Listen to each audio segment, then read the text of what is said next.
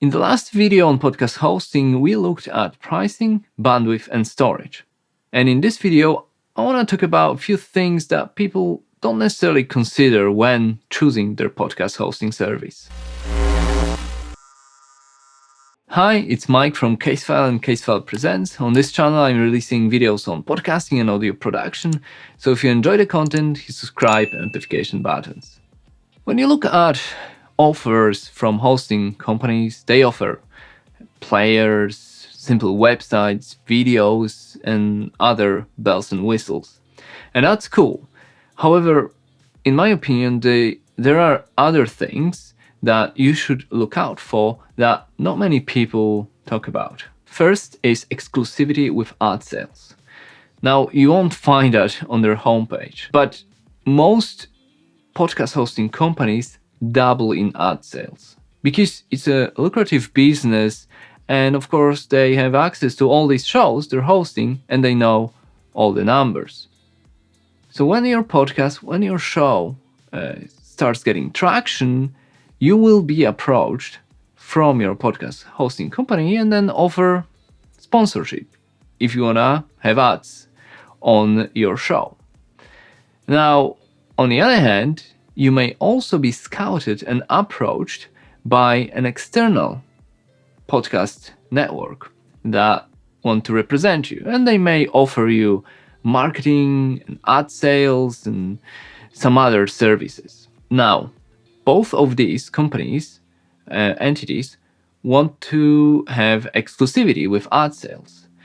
And you can see where that may become a problem, because if you agree with the external podcast network and stay with the same hosting, then essentially your hosting company is subsidizing the service, is paying for the service and having all the costs, while the other company, the podcast network, is getting all the benefits from ad sales and not having any costs.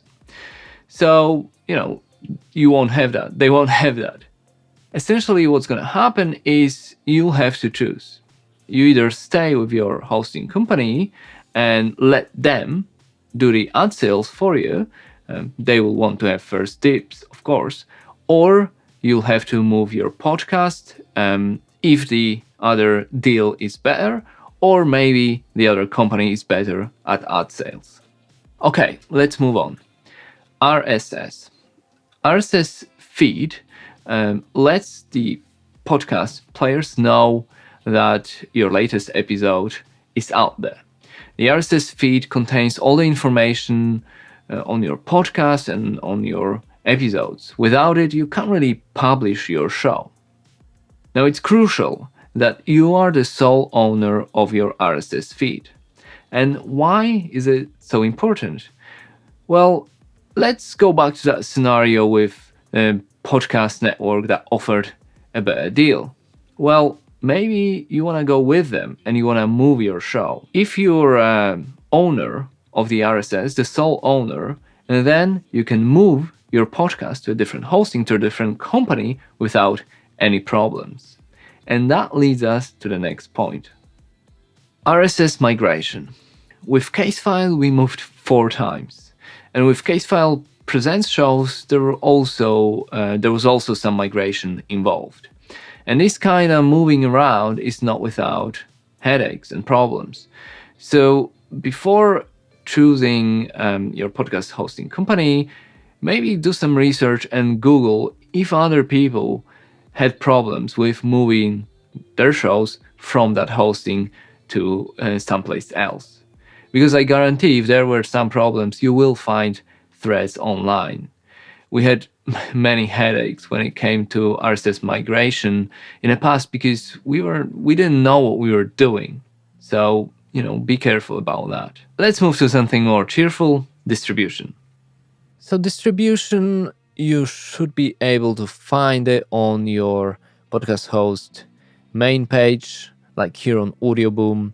They say distribution via Apple Podcasts, iHeartRadio, Spotify, etc. And then looking at dashboard, you can see all the sort of channels where they distribute, and it says live if you're live. on them, and then it says request submission. However, if your podcast is already there, you don't need to submit it again. So it's pretty straightforward. You've got to submit your show to Apple Podcasts yourself, but you want your podcast to be available everywhere, on Stitcher, on Spotify, or on Tuning, or whatever. Now, your hosting company should be able to distribute your show everywhere.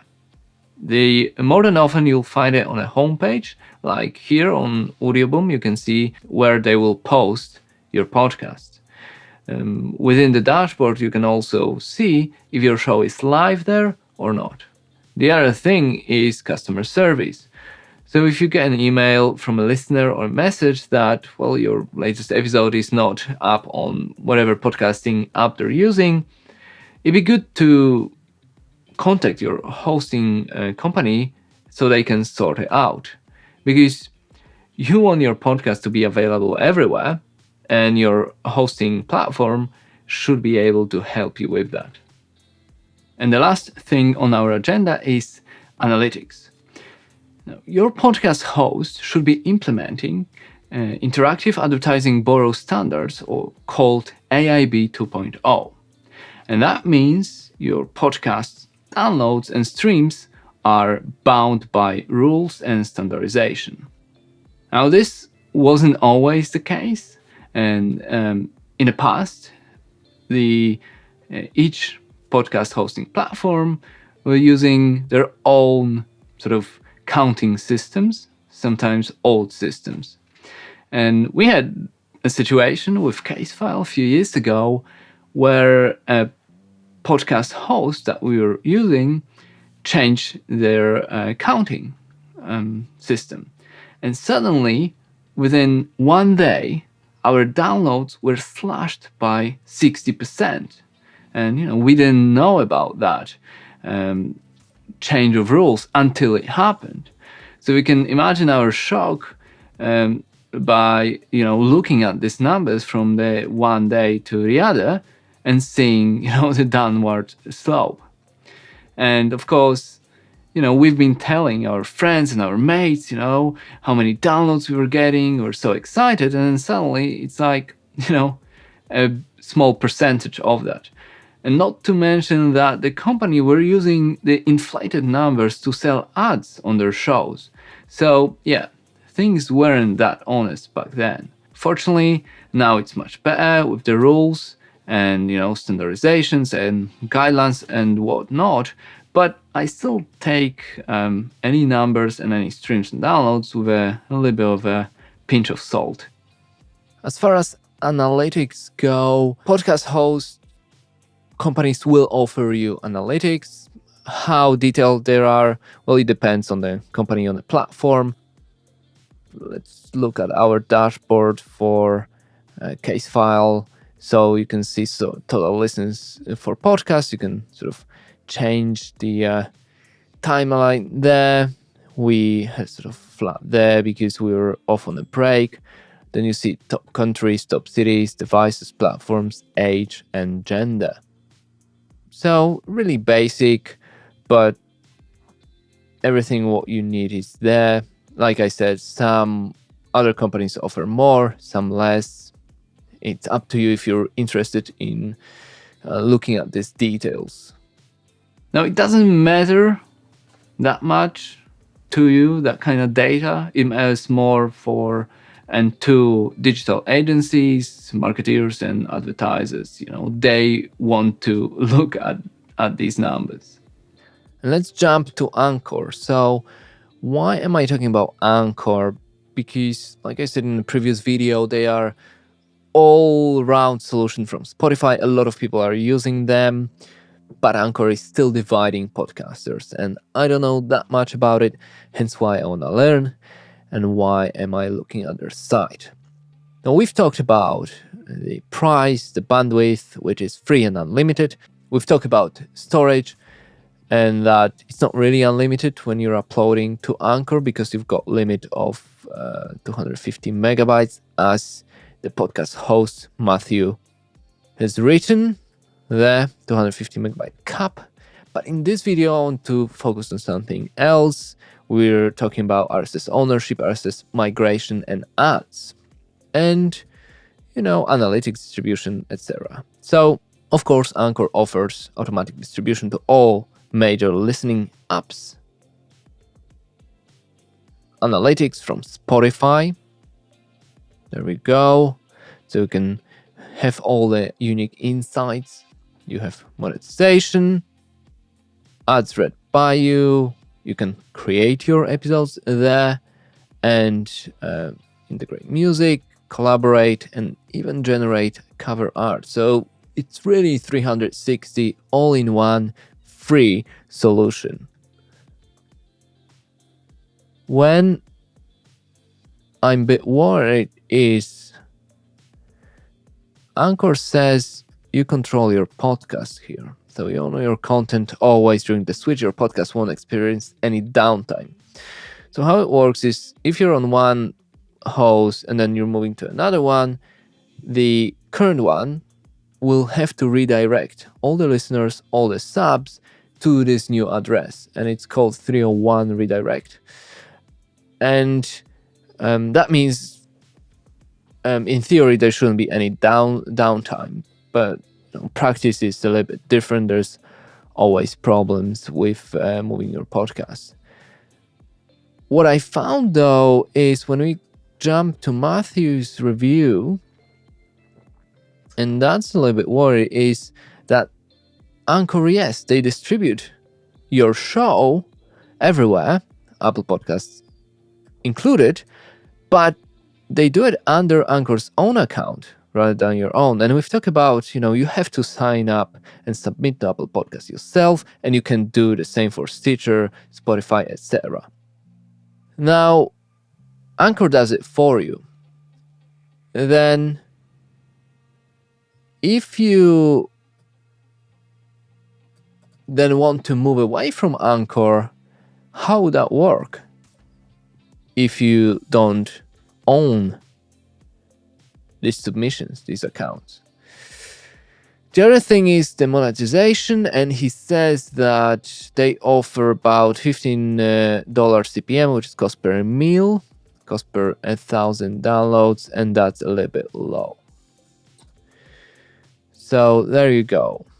But we won't stop here, because what I found from Matt on Sound of Media Company, another review on Anchor and SoundCloud, but we're looking at Anchor, is a little bit more scathing, a little bit more critical. First of all, he says they offer only their version of metrics and does not offer ability to add the tag for other metrics if you'd like to. Which, it depends what you want, to be honest. If you're happy with their metrics, then that's fine. Each podcast platform offers their version of metrics anyway. But remember what we were saying about control of your podcast, that RSS ownership, RSS migration. Well, you don't have it with Anchor because they do everything for you. And that means, he says, they make it difficult to leave for another host. They since conform to industry standards and, like I said, 301 redirect. But if you already allowed Anchor to submit podcasts for you under their own account, then he says you're going to need to jump through some hoops to recover your podcast, because it's not associated with your Apple ID or Stitcher ID or Spotify ID. It's associated with Anchor's ID. How it works in practice, if you want to move away from Anchor with your show and then redirect all your subscribers to, let's say, Libsyn or Audioboom or Buzzsprout, I don't know. He says it's difficult. And he says that, where was it? I've rescued a few podcasts from their grips. So there you go. He also says that the sponsorship offerings, if you're getting 1,000 alleged downloads per episode, you then take $10. So that's kind of subjective. If you want to monetize your podcast early, then do it. with sort of low CPMs. I think, in my opinion, it's better to just build an audience first and then turn to ads. But people can do whatever they want. And he says, again, if you don't care about growing your audience, feel free to use Anchor and join podcast cemetery. Because he says more than 50% of podcasts have 3 episodes or less and are inactive. And Anchor is littered, and I'm quoting, with quitters because podcasting is hard, it takes a lot of time and mental investments. I 100% agree with that. He says that there are different podcast hosts, and I agree. It seems Anchor is good if you want to start, if you want to learn, but, free is never free. And also, I think when you're paying for something, at least you're trying a little bit more. And maybe that's why there's so many dead podcasts, because people think, okay, free, I'll try it. And then after 2, 3, 4 episodes, they think, oh, well, it's too hard, I won't do it again. At least they've tried. So, and I'm quoting here, free is never free. And avoid SoundCloud. That's it when it comes to podcast hosting. So do your research, ask on forums, ask on Facebook groups or whatever. But, check the terms and conditions, see what they're offering, and I'm sure you will be able to find a good partner. And if not, well, with Casefile we moved 4 times. That's it for today. I'm Mike Migas. If you enjoyed the content, if you want to learn more about podcasting, you can check the rest of my channel and my website, mikemigas.com. For now, share, like, and subscribe, and I'll see you later.